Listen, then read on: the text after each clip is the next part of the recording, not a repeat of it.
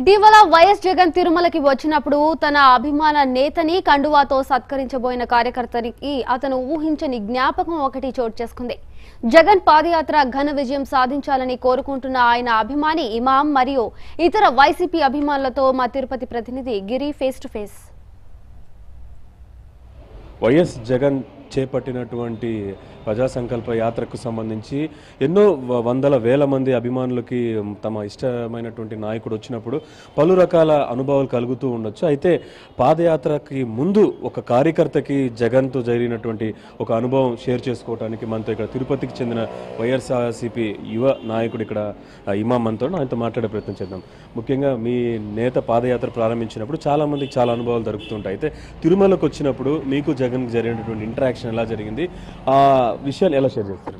అంత పెద్ద స్థాయిలో ఉన్నటువంటి వ్యక్తి నా పంచ పట్టుకొని మరి పంచ కట్టించారని అంటే నిజంగా నాకు దొరికినటువంటి ఒక అవకాశంతో పాటు జగనన్న లాంటి వ్యక్తిత్వాన్ని ఈరోజు ఎవరెవరైతే విమర్శలు చేస్తున్నారో వాళ్ళకి ఇదొక ఉదాహరణ. అంటే ఒక నమ్మకం, ఒక భరోసా, ఒక కార్యకర్తను కూడా ఎలా రిసీవ్ చేసుకుంటారు జగన్మోహన్ రెడ్డి గారు దానికి ఉదాహరణ ఈరోజు నేనే. అంటే ఒక సామాన్యమైన కార్యకర్తని అతను పంచికట్టాల్సినటువంటి స్థాయి అతనిది కాదు, ఆ అవసరము కాదు. అంటే ఎంత కింద స్థాయికైనా కూడా రిసీవ్ చేసుకునేటువంటి వ్యక్తిత్వం, ఒక మంచి వ్యక్తిత్వం, ఒక గొప్ప వ్యక్తిత్వం, ఒక గొప్ప మనస్తత్వం కలిగినటువంటి వ్యక్తి జగనన్న. ఆయన చేస్తున్నటువంటి ఆ ప్రజా సంకల్ప యాత్రకి ఒక నమ్మకం, ఒక భరోసా మాకందరికీ కల్పించారు కనుక మేమందరం కూడా యువతంతా కూడా జగనన్న వెనకాల నడవడానికి సిద్ధంగా ఉన్నాం.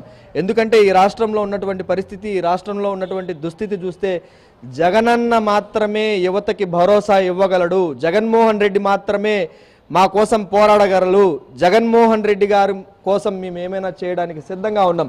జనంలోకి వస్తున్నటువంటి నేతతో జరిగినటువంటి ఇంటరాక్షన్ ఇలాంటి కార్యకర్తలు అందరూ కూడా చాలా గొప్పగా ఫీల్ అవుతున్నటువంటి పరిస్థితి. అలాగే మహిళలు కొంతమంది వాళ్ళతో మాట్లాడే ప్రయత్నం చేద్దాం. మీరు చెప్పండి, ముఖ్యంగా జనంలోకి వస్తున్నటువంటి నేత దగ్గర మీరు ఎలాంటి ఎక్స్పెక్టేషన్ పెట్టుకొని మీరు ఏం కోరుకుంటారు? ఇదివరకే నవరత్నాలు అని పథకాలు కొన్ని జగన్ గారు చెప్పారు. దాంట్లో చూస్తే మహిళా పక్షపాతిగా తెలుస్తుంది. జగన్ గారు ప్రజా సంకల్పం యాత్ర అని ఏదైతే కార్యక్రమం సంకల్పించారో నిజంగా ఇది మహిళలకి బాగా ఉపయోగకరంగా ఉంటుందని నమ్ముతున్నానండి. ఓకే అమ్మ, మీరు చెప్పండి, మీరు తిరుపతికి వచ్చేటటువంటి ఏం అడగబోతున్నారండి?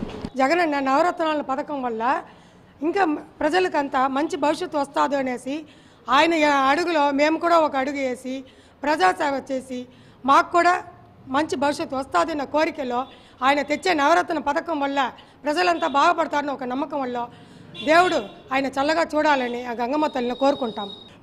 తమ ఇష్టమైనటువంటి నేత జనంలోకి వచ్చినప్పుడు ఇలాంటి ఎన్నో అనుభవాలు తమకి జరిగేటటువంటి అవకాశం ఉంటుంది కనుక ఖచ్చితంగా వైఎస్ జగన్మోహన్ రెడ్డి వైఎస్ఆర్ని తలపిస్తూ యంగ్ వైఎస్ఆర్ లాగా ఆయన జనంలోకి వస్తున్నారని చెప్పి ఖచ్చితంగా అడుగడుగున నీరాజనం పలుకుతామని చెప్పి కార్యకర్తలు అందరూ కూడా తిరుపతిలో చెప్తున్న పరిస్థితి తిరుపతిలో ఉంది. ఒకటి హైదరాబాద్ స్టూడియో.